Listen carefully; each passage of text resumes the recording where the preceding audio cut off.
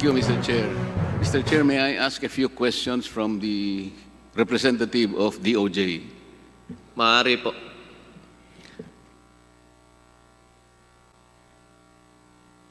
Nandyan pa po kaya siya, Mr. Chair? Habang po Nandito po hinihintay kayo. natin yung representative ng D.O.J, ipaalala po natin sa lahat na kung po inyong nasubaybayan ng ating hearing, ay pinipilit po talaga nating maging patas ang ating hearing. Sa sobra po nating patas ay lahat ng sumobrang oras na kinonsumo ng mga nagtatanong ng antay sa prangkisa ng ABS-CBN, yung mga kontra po sa prangkisa ng ABS-CBN, ay ibinigay naman natin sa mga kampi sa prangkisa ng ABS-CBN. Sana po ay huling pagkakataon na pong masasabihan na hindi patas ang pagdinig na ito. Gayon din po ay parati pong kinakausap ng mga chairman ng joint committee ito, ang ating mga panauhin. Kung meron silang mga panaghoy na gustong sabihin sa chairman, ay tutugunan naman natin. Maaari na po kayo magpatuloy sa inyong pagtatanong, Congressman Marcoleta. Salamat po, Mr. Chair. Nakikinig pa po ba yung representative po ng D.O.J? Nandito pa po ako, Your Honor. Salamat po. The first question po ay, is your office, the D.O.J, competent to interpret any provision of the Constitution? Your Honor, whenever we render opinion for different government agencies, our opinion is always, the focal point of our opinion will always be the law and the Constitution. So yes, Your Honor, this is one of our powers, Your Honor. You're saying that your office is competent to interpret the Constitution? Your Honor, we render opinions, but these opinions are not binding, unlike court decisions. They are merely persuasive. But you are limited to issuing opinions, is that correct? Yes, Your Honor. And it is Handbook doctrine that whatever opinion that you formulate in the D.O.J is only tentative. It's preliminary. It's not conclusive, and it is not even binding to the court. Your Honor, the more appropriate word for us is persuasive. The opinions of the DOJ are not binding, they are merely persuasive. Mr. Chair, medyo nahihirapan po kung what did you say? Sorry, Your Honor, mahina po signal. Our opinions are not binding, but they are persuasive. That is the word that we usually use to describe our opinions. They are persuasive, but they are not conclusive and binding to the court, correct? They are not. Yes. They are not binding on the agencies to whom we render opinions. The agencies are free to disregard our opinions if they want. And the answers you have just given to the questions of our colleagues earlier were also opinions. From your Your point Honor, of view, these are basically that is opinion, and they are not binding to this body. Is that correct? That is correct, Your Honor. They are merely persuasive to this body as well.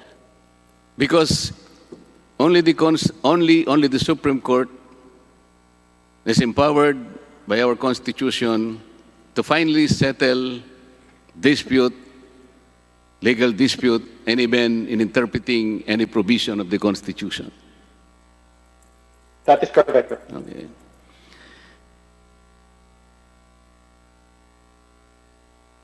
Yun pong mga sagot po ninyo kanina sa mga nagtanong pong mga kasama namin,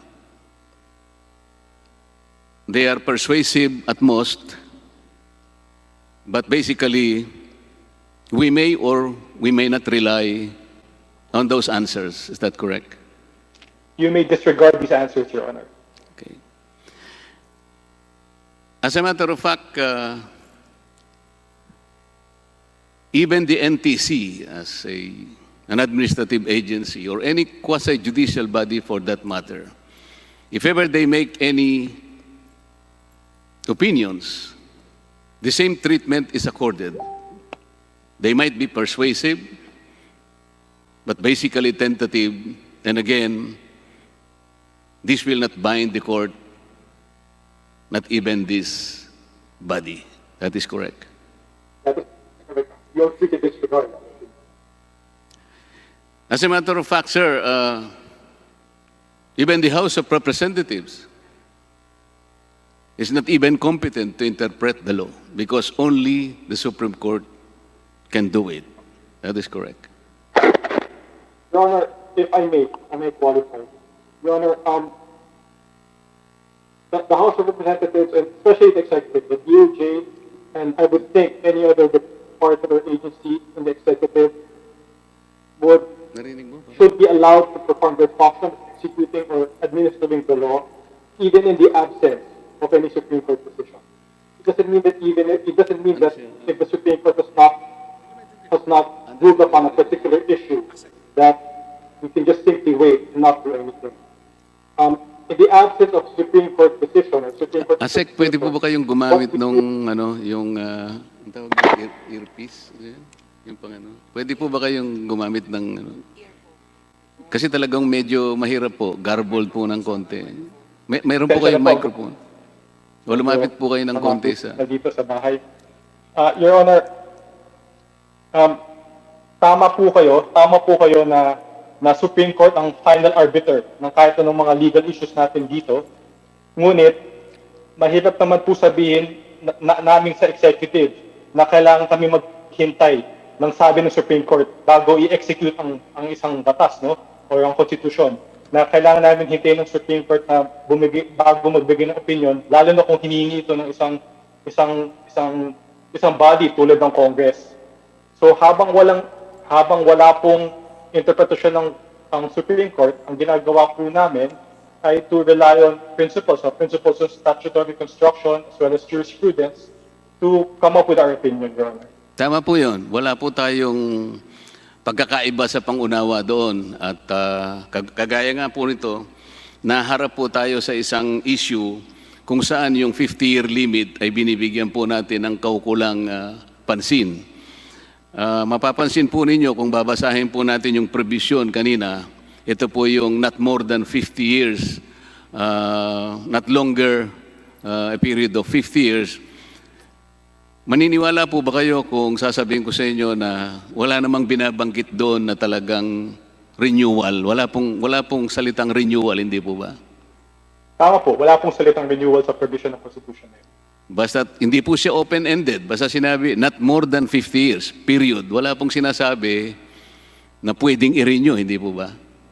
Ang sinasabi po niya, the franchise shall not exceed a term of 50 years. Opo, basta wala pong mababasa doon na, let's say, subject to renewal. Wala pong ganun. Basta period na po siya, not more than 50 years.